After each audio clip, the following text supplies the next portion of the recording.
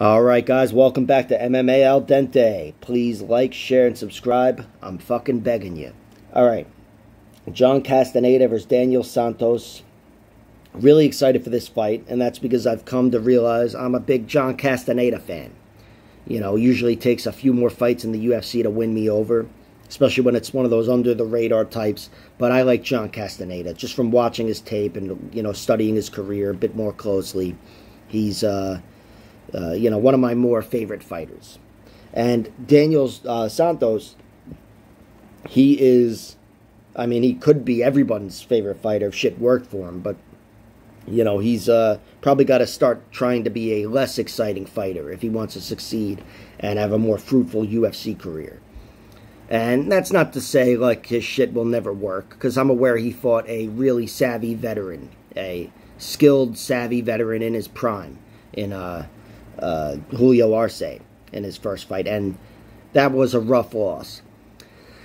No, I guess it wasn't the roughest loss. He didn't get his ass kicked completely, but he was just shut down. You know, he was a guy that looked limited. He looked like the young, excitable fighter that was tamed by a guy that knew how to pump a jab and move well on his feet. And Julio Arce beat him with fundamentals. And still, Santos had some moments in there, and really, I guess his best takeaway, the best takeaway for him, was that he survived. Not that Julio Arce is the biggest offensive force out there, but he's a very good fighter, and he's versatile. And Daniel Santos survived with him, going 3 rounds in a losing effort. I don't think he came close to winning any round. The first round, maybe he had some shit. He had something going on the first round, but Julio Arce schooled him. And, you know, again, he was beaten with jabs, 1-2s, you know, nice kicks, footwork, and just his punches were evaded very well. He looked like a sloppy, more inexperienced fighter, and he's got to try to mitigate those mistakes. And I don't think he's going to have a fun time in there against Casteneda. He might have more opportunities to have a better round one if he does fight the way he typically fights, because Casteneda comes forward. Casteneda is not, I don't think he's able to dance and move like Julio Arce was around him. And Casteneda is just a more straightforward fighter. So that will give Santos more opportunities to work his shit, you know, but still, he's a guy who is offensively sound as he is defensively. I see you know, some weaknesses there. He keeps his chin high. John Casteneda is a guy who his one finish loss was when he kept his chin high to this guy named Matt Brown. Not that guy, another guy who also beat him in a rematch, which is a fight I haven't seen, but that went to a decision. That's one that interests me more. But regardless, the knockout loss, I think, came first. But my point is, John Casteneda's been in plenty of firefights since, and he survived. And not only has he survived, he's thrived, and he's looked really good. And his last fight against Miles Johns in the UFC, getting a 3rd-round arm triangle, bulldozing Miles Johns and getting an arm triangle, that was such an impressive victory to me that his stock just jumped. It jumped with that victory, as I'm sure it did with a lot of fighters. But when you watch Casteneda fight, even outside the UFC, that's how he is as a fighter. And he's gotten a lot of late finishes. He's got a 3rd-round finish over Marcelo Rojo, who I think is still in the UFC.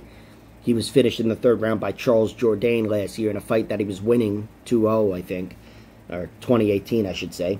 But he had that 3rd-round finish over Miles Johns, 4th-round finish over Gustavo Lopez, a former UFC fighter, and a 3rd-round finish over the other guy, Lopez, whatever his name is.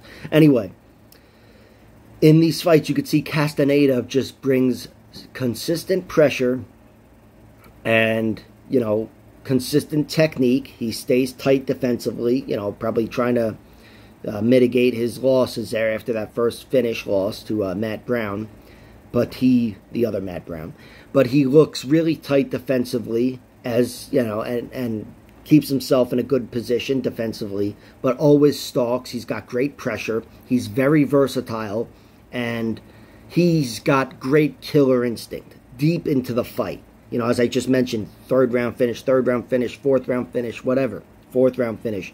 He's a killer, this guy. And when he smells blood, he turns it up. He's able to, because he's got great cardio.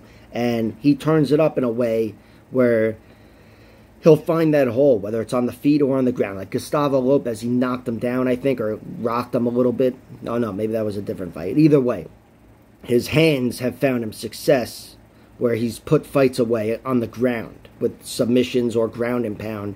He's a very versatile fighter, and he's he's just shown to have great cardio, despite his his decision losses and whatever. He's got great cardio, and he's definitely UFC bound. That loss to Nathaniel Wood in his UFC debut. Nathaniel Wood is obviously a very good fighter. Now he's a very good featherweight fighter, but John Casteneda is a very good bantamweight fighter. He is. He's going to be hanging around the UFC for a while, and he'll be gaining fans. And in this one, I think his pressure will not only leave himself more open to being finished by Daniel Santos early, but it will bring him a finish, I think. Whereas Julio Arce wasn't able to find that with Daniel Santos. I see Casteneda fatiguing him with his pressure, and if not just straight up hurting him, and seizing the opportunity. You know, that guy doing what he did to Miles Johns, I absolutely feel like he can do that to anybody below Miles Johns or any unknown fighter, which, you know, Santos largely still is. And, you know, which a lot of his footage isn't available online, whatever. But anyway, John Casteneda via 3rd round finish is my prediction. Maybe even a 2nd round finish. I like him at -190. And I'm waiting for the prop odds because I will bet on Santos. Absolutely. Round 1 finish, Santos. And the under even I like, kind of. Because it's plus odds, 2.5 rounds, plus 120. I do think there's some value there at plus odds. Because I do expect it to end in under 2.5 rounds, to be honest. Could happen later, whatever. But, of course, could be a decision. There's only 2.5 minutes to work with after that mark. But Casteneda, I think with his pressure, he's gonna put Santos in a position that Julio Arce wasn't able to put him in. And he's going to fatigue him, hurt him, put him away. So Casteneda, round 3 is my prediction.